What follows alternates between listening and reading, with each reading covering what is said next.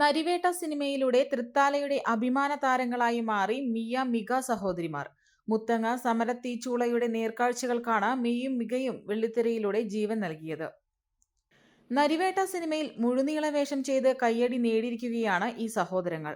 Miya Koodallur government ഹൈസ്കൂളിലെ 6ാം class വിദ്യാർത്ഥിയും മിക Pattithara GLP സ്കൂളിലെ 4ാം ക്ലാസ് വിദ്യാർത്ഥിയുമാണ്.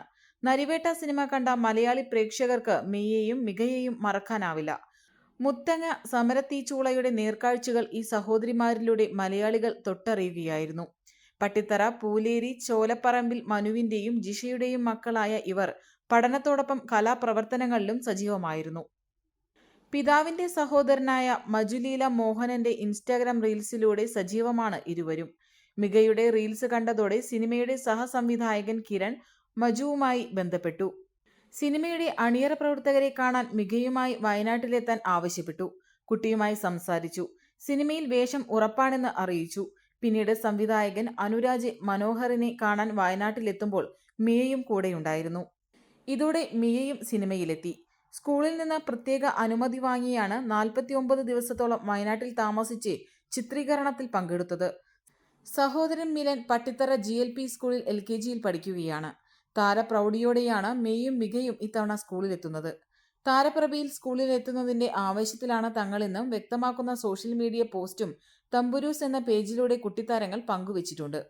ഇനി സ്കൂൾ കാലം എന്ന കുറിപ്പിനൊപ്പമാണ് അനിയനൊപ്പം സ്കൂളിലേക്ക് പുറപ്പെടാൻ ഒരുങ്ങുന്ന ഫോട്ടോ ഇവർ പങ്കുവച്ചിരിക്കുന്നത്. പിന്നെ ഞങ്ങളെ കാണാൻ മന്ത്രി അങ്കിൾ വന്നിരുന്നു.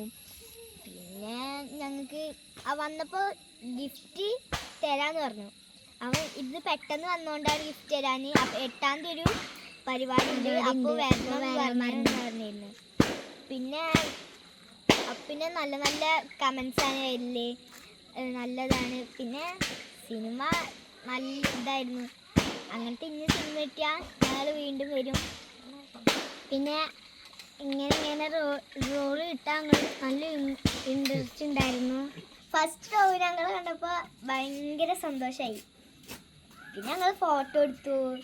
അതും ടോവിനങ്ങളെ കാറിൻ്റെ നേരെ നിന്നിട്ട് ഞങ്ങൾ ഫോട്ടോ എടുത്തു.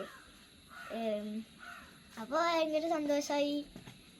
പിന്നെ ഫസ്റ്റ് അവിടെ പോയതിൻ്റെ കുറച്ച് സന്തോഷം ഉണ്ടായിരുന്നു. പിന്നെ ഹോട്ടലിൽ കുറച്ച് ദിവസമൊക്കെ നിന്നു. പിന്നെ ഷൂട്ട് ഭയങ്കര രസമായിരുന്നു.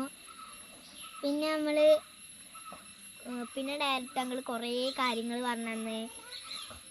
ഇത് ചെയ്യുമ്പോൾ കണ്ണടയ്ക്കാൻ പാടില്ല, വലിക്കുമ്പോൾ ഇങ്ങോട്ട് തിരിയണം, അതൊക്കെ പറഞ്ഞപ്പോൾ വേഗം മനസ്സിലായി.